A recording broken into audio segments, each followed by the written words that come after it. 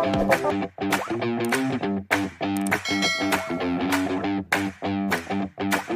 guys, this is Rio from For Your Plan is My World. Welcome to my channel. It's beautiful day. Mainit sa labas. Yan, sinag ng araw kasi umaga pa lang. So video ito ay pag-usapan natin ang tungkol sa Silver Frost Aglaonema. Isa sa mga plants ko, isa sa mga plant kong collection ay ang Silver Frost Aglaonema. Ipakita ko sa inyo kung paano mag-alaga nito, ano mga plant requirements para dito para maging mayabong ang inyong Silver Frost Aglaonema. Kung interesado ka sa vlog nito, sa video ito, please watch this video and enjoy. So this Silver Frost Aglaonema is just for you. Hello guys, dito na tayo sa aking mini garden. Pag-usapan natin ito kung sa Silver Frost Aglaonema. Ito na guys ang aking Silver Frost Aglaonema. Sa iba ang tawag dito ay Silver Queen. Pero ang alam ko Silver Frost din to. Depende sa kung ang tawag niya dito sa akin Silver Frost Aglaonema. Yung iba Silver Queen. Paano ito alagaan? Disclaimer lang po mga viewers, hindi po ako expert sa paghahalaman, pagtatanim ng mga klase, iba't ibang klase ng halaman. Ito ay i-share ko ay base lang sa aking experience kung ano ang napansin ko sa mga halaman ko at anong ginagawa ko para maging malago ang aking mga halaman. Itong Silver Frost ay binili ko pa lang itong ngayong taon, ng January binili ko. Kasi nung una kung nagkaroon ako ng Silver Frost, ibinenta ko kasi, yun nga, nagkisi ako na ibinenta ko kasi, yun nga ang gagawin ko sanang mother plant. Since yung isang classmate ko kasi, umuwi galing sa Manila, nagpilit siyang bilhin yun kasi wala pang ako available nun madami. Yung binilang ko naman na sa kapitbahay namin, wala pang available na binibenta. Kaya binili ko ibinenta ko na lang yung malaking Silver Frost na nandyan sa taas. Pakita ko sa inyo. Ito ang tatlo ay panibagong Silver Frost ko binili ko ngayong taon. Nung binili ko to tatlong daon pa lang ganito siya. At saka nakalagay siya sa wala siya sa lupa. Kinuha niya lang ito sa mother plant niya. Binigay sa akin na may roots lang. At ako na yung nagtanim sa lupa mismo. That time, yung available na ihalo ko sa soil ay ang tridas. Wala pa noon na rice hull. Kaya yung unang tubo nito ay medyo hindi masyadong maganda. Pero nang magkaroon ako ng rice hull, dito kasi nag-ani, yun ang nakita ko. Tinanong ko yung may-ari ng Silver Frost kung paano niya napaganda yung aglaonema niya na napakapalaki. Yung sekreto niya ay isa sa mga ang ingredient niya sa lupa ay ang rice hull.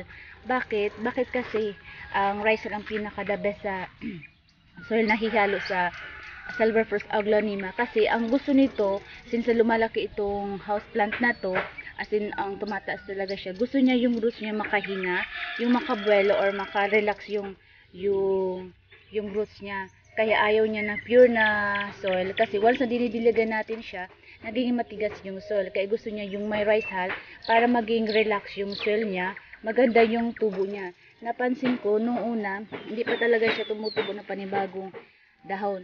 Nanilagyan ko na siya ng madaming rice hull at saka nagkataon din na may nakuha kaming house manure o pupo ng kalabaw at cow doon sa field. Hinaluan ko na siya. At napansin ko, yung isang buwan, may sumibol na siyang maliit na ganito siya. Hanggang ito ang new leaf na after ko mabili itong new leaf na tumubo. At ito nga, may tutubo na siyang panibago. Pangalawa to. At ito din yung bago din na leaf.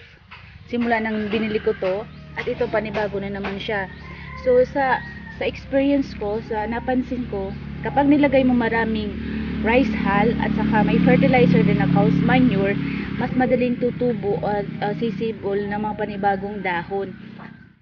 Yun ang napansin ko sa Silver Frost Aglaonema. Ayaw niya talaga ng pure na soil kasi matigas nga yun. Hindi nakaka-relax yung roots niya. In terms of sa temperature naman, since gusto ng aglaonema yung hindi siya sobrang mainit, gusto niya rin na nasinaga ng araw in bright but indirect sunlight. So kinilagay ko siya dito sa malilim na lugar sa sa ilalim ng puno ng mangga at kasama ng aking mga halaman. Diyan ko ito nilagay. Pero ngayon sis na i-vlog ko, kaya nilagay ko dito siya para maipakita ko sa inyo. Gusto niya yung malilim na lugar lang pero nasinagan siya ng araw para lumabas yung kulay ng dahon niya. Kapag nasubrahan naman sa init, the direct sun, pwedeng masunog ang kanyang mga dahon kasi sensitive din ang dahon nito. Ganito siya. Yan. Medyo makapal-kapal ng konti, pero kapag direct yung sun na-expose ito sa sun, pwedeng masira at nagkaroon ng mga brown na dahon siya. At hindi lang pagiging brown na dahon ang makita nyo kapag nasubrahan ng init, kapag din nasubrahan din ng pagdilig ng halaman nyo, nagkaroon din ng brown sa mga edges ng mga dahon nyo. Kaya sa pagdidilig naman, kailangan nyo titingnan nyo pa din kung medyo basa pa yung lupa. Hindi nyo naman siya palaging didiligan. Depende sa panahon, kung sobrang mainit or kapag summer na, that's the time nyo palagi nyo, everyday kayo magdidilig ng kanyang halaman. Ngayon kasi medyo basa pa kasi lang araw na umulan dito, kahit na ngayon ay May,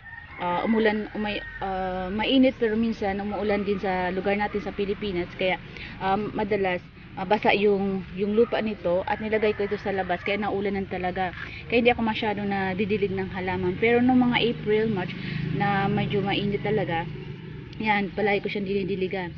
Gusto niya kasi yung moist ang soil niya para maging maganda yung pag-grow niya.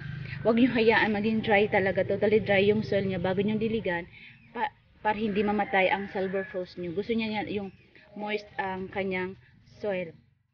In terms of fertilizer, sa akin hindi ako gumagamit ng mga inorganic fertilizer kasi bawal sa aking health din.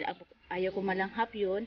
Kahit nasa mga pesticides na pang-spray ko, hindi ako masyadong gumagamit. Tinitingnan ko lang siya palagi kapag may mga insect na dumadapo, caterpillar, inaalis ko. Kaya nga yung una, hindi ko siya napansin. Yan, kinainan siya ng caterpillar. Gustong gusto ito ng caterpillar kasi although itong silver frost is slightly poisonous ang kanyang dahon dahil sa digta nito, pero sa ibang insect ay hindi ito umuubra sa kanila.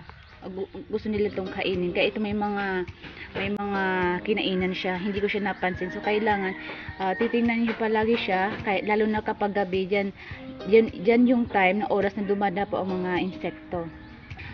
Yung soil na ginamit ko pa dito ay hinaluan ko ng compost soil. Yung compost soil is mga hinalo ko doon ay mga banana peel, yung mga balat ng mga prutas, apple, mga pipino, yung kinakain na may mga prutas, yun ang nilalagay ko, carrots, yun. At saka yung mga excess, yung mga tira-tirang gulay. Kapag nagugulay kami, nilalagay ko mga kalunggay, sitaw, pechay, lahat ng mga excess na or sobrang gulay na itatapo ko na lang, dinalagay ko siya sa isang sako at binabubulok ko para gawing pataba sa aking mga halaman. Bali, ang fertilizer nilagay ko dito, ayun ang cow's manure, pinaka the best kasi nung nilagyan ko na siya, yan, maganda yung tubo ng mga dahon nito. Ito yung unang kong halaman na hindi ko pa alam kung paano mag-alaga ng silver frost. Binili ko ito, medyo maliit pa pero may mga dahon na. Wala ito masyadong fertilizer at halos pure soil lang ito. Nung napansin ko, nagkaroon siya ng dark or brown spots sa likuran ng dahon at halos talaga madami, parang mga insekto. Kaya hinayaan ko lang siya, kaya lang hanggang naubos yung dahon. Kaya ginupit ko na lang ito. Tapos nagkataon naman nagkaroon ako ng cow's manure, nakakuha ako ng cow's manure para sa ibang halaman. Kaya nilagyan ko siya. That time wala pa kayang mga rice hull, kaya cow's manure na lang nilagay ko kasi yun ang available. Kaya nagkaroon siya ng isang dahon ito, na maliit na dahon. Pero palagi nagagalaw siya kaya medyo mabagal ang pag-grow. Kaya ngayon mag-experiment ako nito at alisin ko ito dito at ililipat ko sa malaking paso at lalagyan ko ng madaming rice hull. Titingnan ko anong pagbabago, sana mabuhay At titingnan kong isang buwan kung may pagbabago ba sa pag-grow nito, ay update ko kayo. Ito yung cow manure, pupo. Ito po yung popo ng kalabaw. Ako po yung nagbibideo kay mama. Lalagyan natin ang pupo dyan. Haluin lang po natin. Yan. Kung wala kayong panghalo, pwede na din sundalo. Lagyan mo na siya ng pano. Yan. Lagyan mo ka. Para iro. Hindi ko pa ako. Sorry guys, kasi si mama kasi. Maingay kasi dito. Haluin din natin. Haluin natin.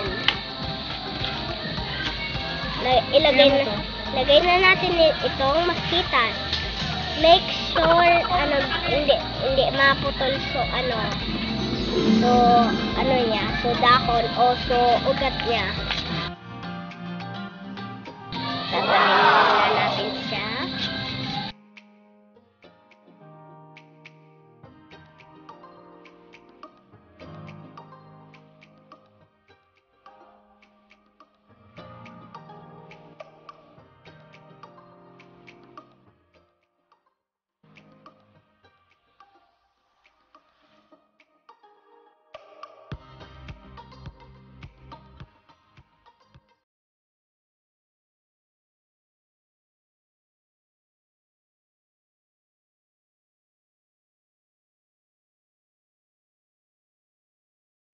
Yung klase ng pot na tataniman nyo ay kailangan malaki na siya. Sa akin kasi ito yung DIY plastic bottle, yung mineral. Wala kasi ako available na malaki talagang pot. Nung nagkaroon ako nito, kaya ito na lang.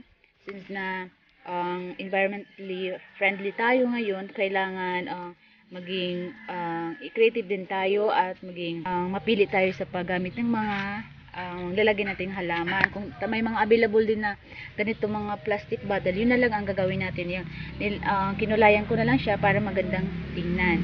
Malaki kasi na pot, kasi mas lumalaki talaga to kasi house plant to. As in lumalaki siya, tumataas talaga siya. Kaya kailangan malaki din na pot ang pwede mong lagyan ito para hindi ka na lang na lipat ng lipat or lipat ng lipat para tuloy-tuloy yung pag-grow ng silver frost aglaonema mo. Ito, since bago pa lang, ito nilagay ko na dito. Yan. Ngayon nakita ko na yung technique kung paano mag-alaga ng silver frost. Noon una kasi hindi pa masyado kasi nagsimula pa lang ako sa pag-aalaga. Since na naga-collect na ko mga iba't ibang klaseng halaman, yung kaya ko lang na bilhin, ay nagatanong-tanong din ako sa mga plantitas or plant mommies kung paano mag-alaga. Kaya ngayon na nakita ko na kailangan ng silver frost ay ang maraming rice hull, kahit konti lang na lupa, para mas lalong ma-relax yung roots niya at para maging magandang yung pag-grow or pagtubo ng silver frost ninyo.